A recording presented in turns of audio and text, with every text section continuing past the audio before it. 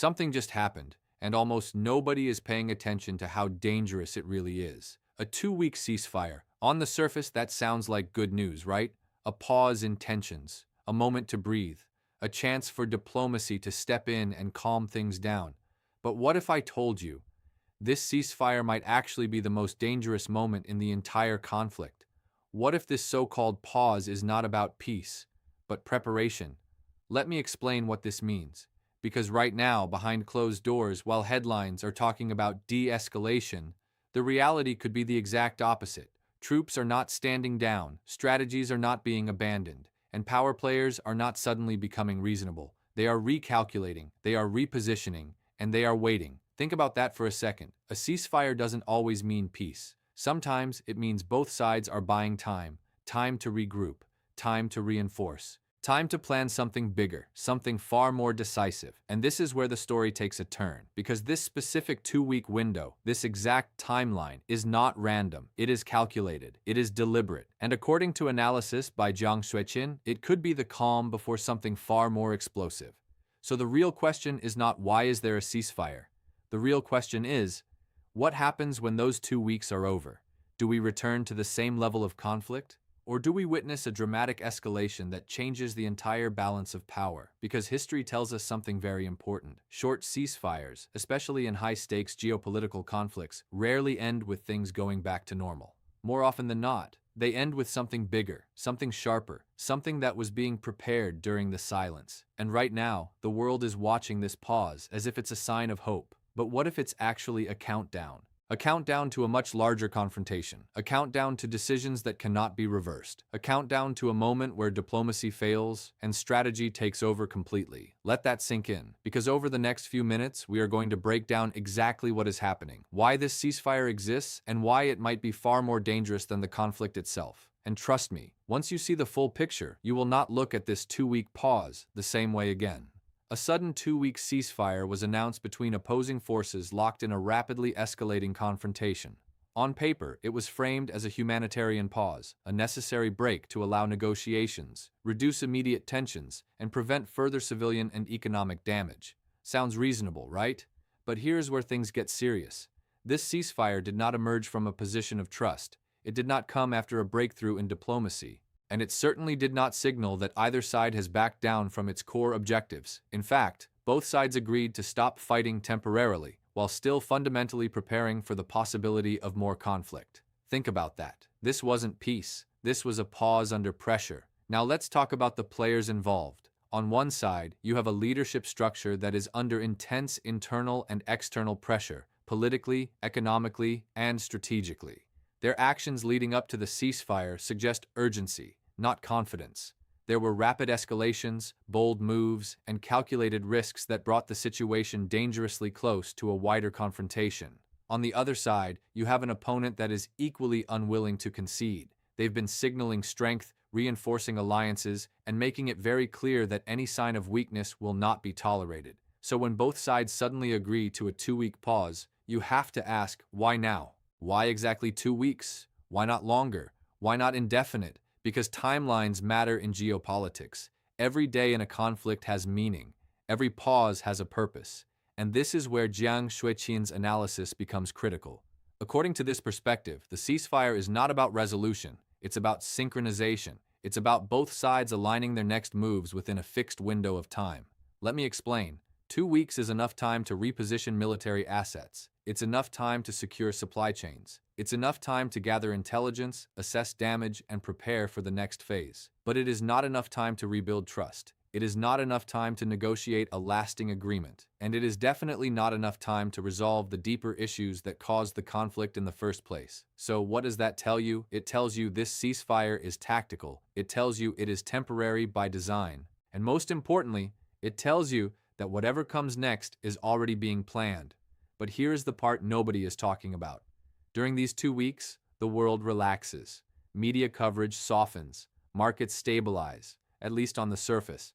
And political leaders publicly emphasize progress. But behind the scenes, the real work begins. Back-channel negotiations intensify. Military planners update scenarios. Intelligence agencies analyze every signal, every movement, every weakness, because this is the window where decisions are made. Decisions that could determine whether this conflict cools down or explodes into something far more dangerous. Let that sink in. A ceasefire is not just about stopping violence. It is about what happens while the violence is paused. At first glance, a 2-week ceasefire feels small, temporary, almost procedural. But in geopolitics, there is no such thing as just a ceasefire. Every pause shifts momentum. Every pause reshapes perception, and every pause redistributes power. Let me explain what this means. When a ceasefire is announced, the immediate assumption is that tensions are decreasing. Markets often react with cautious optimism. Political leaders issue statements about progress. Media narratives begin to soften. But beneath that surface, something far more complex is happening. Power is being recalibrated. Think about that for a second. Who benefits more from these 2 weeks? Is it the side that needed time to recover from recent losses? Is it the side that needed to manage internal political pressure? Or is it the side that is preparing something bigger, something that requires precise timing? Because here is the uncomfortable truth. A short ceasefire can actually favor the side that is better prepared to use time as a weapon. And this is where things get serious. If one side enters the ceasefire with a clear plan, logistics ready, alliances aligned, objectives defined, then those 2 weeks become an advantage, a strategic advantage, a window to finalize moves that were already in motion. Meanwhile, if the other side is reacting rather than planning, those same 2 weeks can become a trap, a false sense of stability, a moment of hesitation, and in high-stakes conflicts, hesitation can be costly. Very costly. But here is the part nobody is talking about. Ceasefires don't just affect the battlefield. They affect global perception. They influence allies. They send signals to neutral countries watching from the sidelines. Because every nation is asking the same question right now. Who is in control of this situation? And perception, in geopolitics, can be just as powerful as reality. Let that sink in. If one side appears calm, controlled, and strategic during the ceasefire, while the other appears reactive or uncertain, that perception can shift alliances. It can influence economic decisions. It can even determine who gets support if the conflict escalates again. Now let's go deeper. There's also an economic dimension to this pause that cannot be ignored. Conflicts disrupt trade routes. They shake investor confidence. They create volatility in energy markets, commodities, and currencies. A 2-week ceasefire creates a temporary illusion of stability. Markets might stabilize, shipping routes might resume, financial systems might take a breath. But here's the problem. If that stability is not real, if it's just a pause before escalation, then the eventual shock becomes even greater. Because expectations were reset, because people believed things were improving, and when that illusion breaks, the consequences can be amplified. Think about what that means. A short ceasefire can actually increase the impact of future conflict. It can make the next phase more disruptive, more surprising, more damaging. And this is where the story takes a darker turn. Because if this ceasefire is being used not to de-escalate, but to prepare for escalation, then we are not looking at the end of a conflict. We are looking at the midpoint, the moment where both sides step back, take a breath, and then decide how far they are willing to go next. So the real significance of this ceasefire is not in what it stops, it's in what it enables. It enables planning, it enables positioning, it enables decisions that could define the next phase of this conflict. And once those decisions are made, there is no going back. Let that sink in, because what we are witnessing right now may not be a step toward peace. It may be the setup for something much bigger. Conflicts at this level are never random.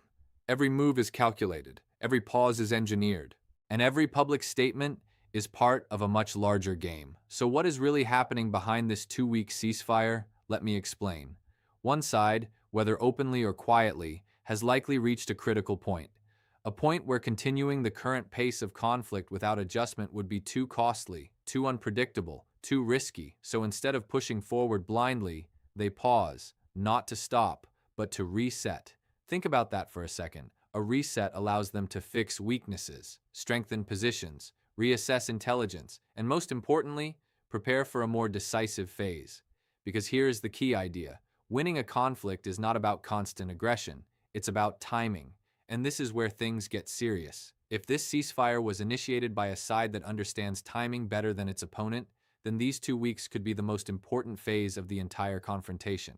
Because during this window, several things are likely happening simultaneously. Military assets are being repositioned. quietly, carefully, and strategically. Supply lines are being reinforced to ensure sustainability in case of prolonged escalation. Allies are being consulted behind closed doors, with commitments clarified and red lines defined. And intelligence operations are working overtime, identifying vulnerabilities, testing responses, and mapping out the next move. But here is the part nobody is talking about.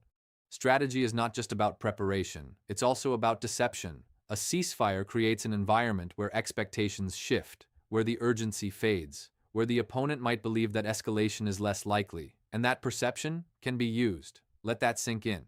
Because if one side uses this pause to project calm while quietly preparing something significant, then the element of surprise becomes a weapon, a powerful one.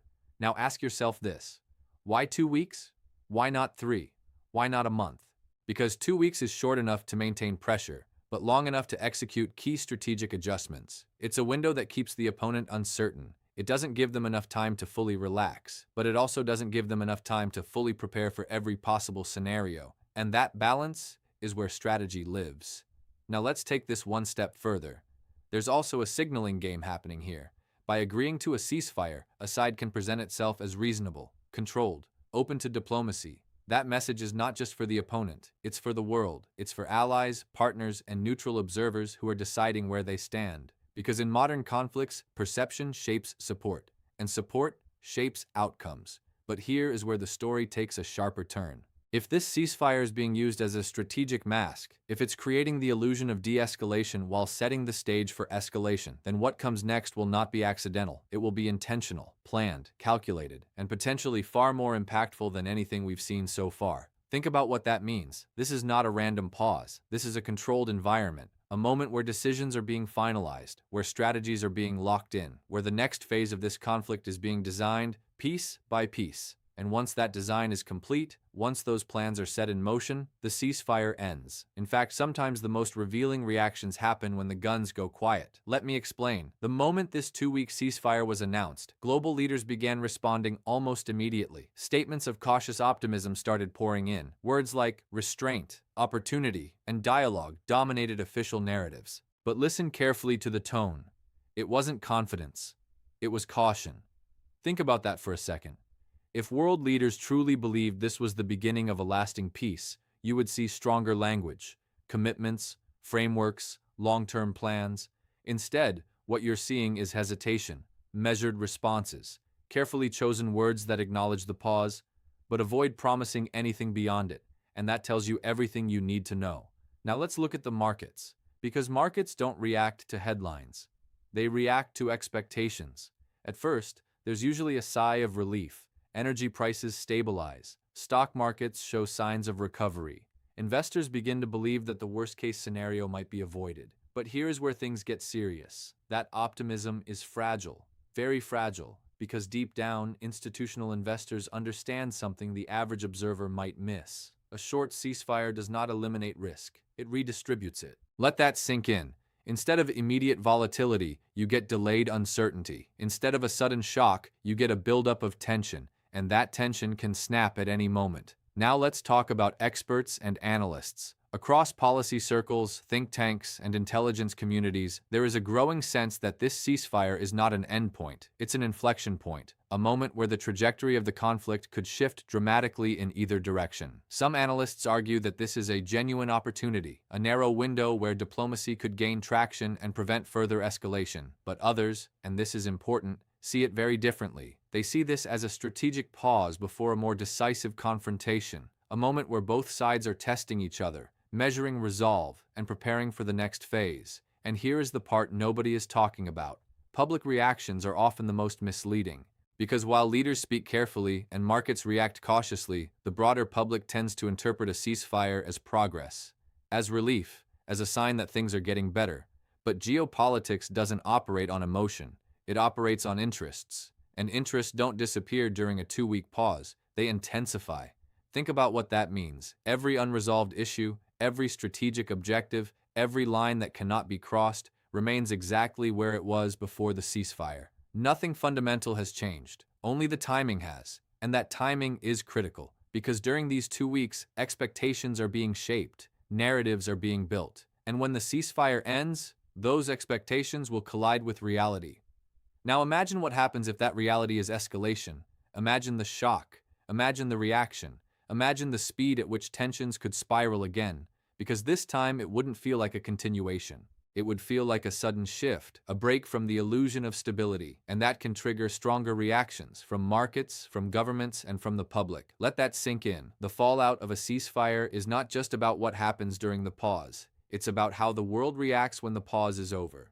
This is not just about a 2-week ceasefire. This is about a shifting global landscape, a landscape where power is being tested, alliances are being redefined, and the rules of engagement are quietly changing. Let me explain what this means. Over the past few years, the world has been moving away from stability and towards strategic competition. Major powers are no longer just cooperating, they are competing economically, technologically, militarily, and conflicts like this one, they don't exist in isolation. They are pieces of a much larger puzzle. Think about that for a second. Every regional confrontation today has global implications. Supply chains, energy flows, financial systems, everything is interconnected, so when a ceasefire happens in one area, it sends signals everywhere, signals that are interpreted by allies, rivals, and neutral powers alike. Now here is where things get serious. This 2-week pause is being watched not just by the immediate parties involved, but by multiple global players who are asking a very simple question. What does this reveal about strength? Because strength, real or perceived, is the currency of geopolitics. If one side appears disciplined, strategic, and in control,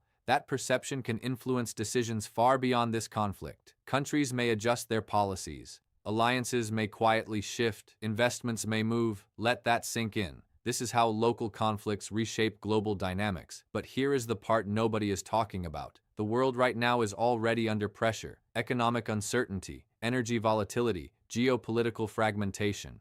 And in that environment, even a small spark can have outsized consequences. Now imagine adding a ceasefire that might not hold. Imagine the uncertainty that creates. Because it's not just about whether fighting resumes, it's about how it resumes. Does it escalate quickly? Does it draw in additional players? Does it disrupt critical systems like trade routes or energy supplies? These are the questions being asked behind closed doors, and the answers are not comforting. Now let's go deeper.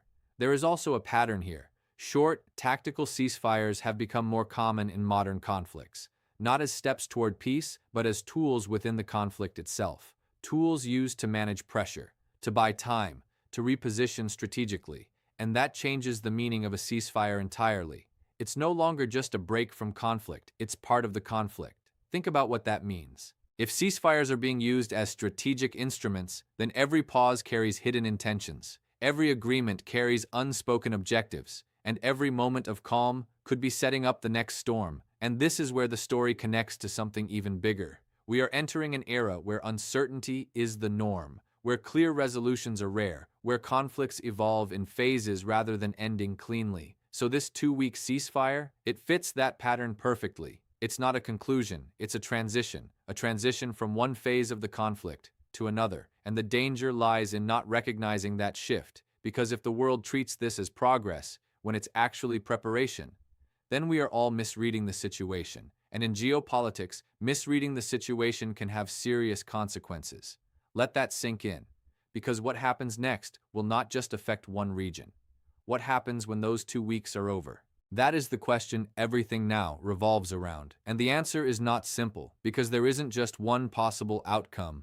There are several, and each one carries its own risks. Let me explain. The first scenario, the one everyone hopes for, is that the ceasefire holds, or at least transitions into something more stable. Maybe negotiations gain traction. Maybe both sides realize the cost of escalation is too high. Maybe, just maybe, this pause creates enough space for a longer-term arrangement. But here is where things get serious. That scenario requires compromise, real compromise. And so far, there is very little evidence that either side is ready for that. Think about that for a second. If the core issues remain unresolved, if the strategic objectives remain unchanged, then extending a ceasefire becomes politically difficult. Leaders have audiences to answer to, allies to reassure, positions to maintain. So while peace is possible, it is not the most likely outcome. Now consider the second scenario. The ceasefire ends, and the conflict resumes exactly where it left off. No major escalation, no dramatic shift,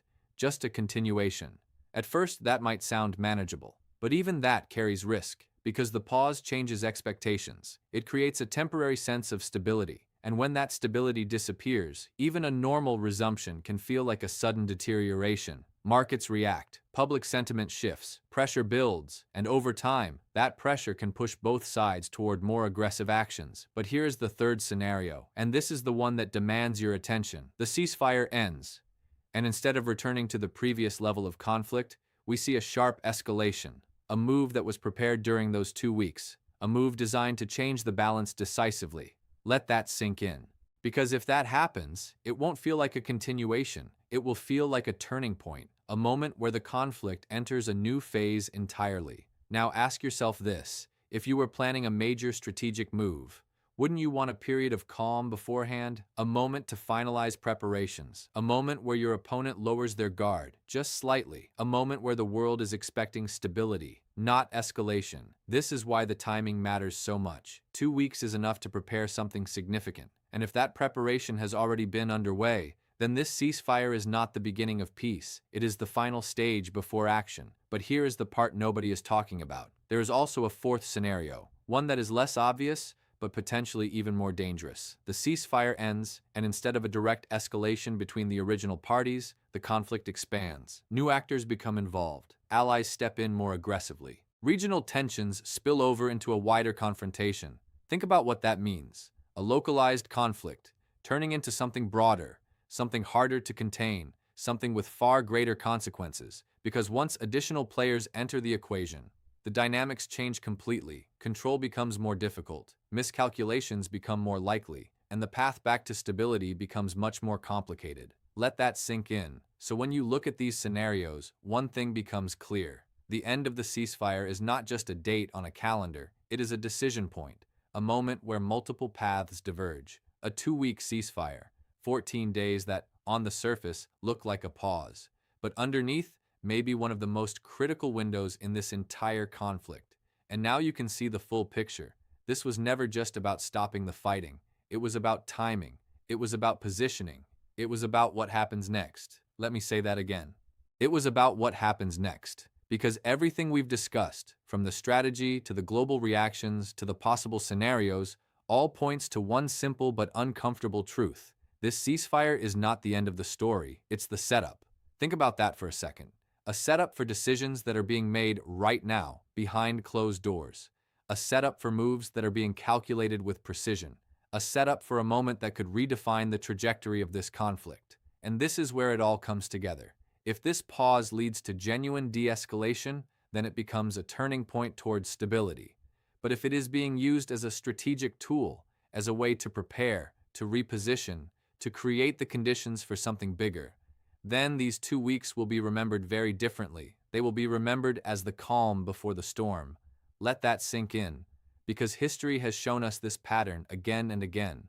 Short pauses, temporary calm, followed by sudden, decisive action. And when that action comes, it often changes everything. Now here's the question you need to ask yourself. When the ceasefire ends, what will the world be walking into? A continuation of the same conflict, or the beginning of something far more dangerous? Because the answer to that question doesn't just affect the parties involved. It affects global stability, it affects economic systems, it affects the balance of power. And once that balance shifts, it doesn't easily shift back. Think about what that means. We are watching a moment that could go either way, a narrow window where the future is still undecided, but not for long, because decisions are being made, plans are being finalized, and the clock is ticking. 14 days. That's all it is. 14 days to determine whether this was a step toward peace or a countdown to a larger war. So as you watch the headlines, as you hear the words ceasefire and de-escalation, ask yourself one thing. Are we witnessing the beginning of the end or the end of the beginning? Because in geopolitics, the most dangerous moments are not always the loudest ones. Sometimes they are the quiet ones, the ones where everything seems calm, right before everything changes.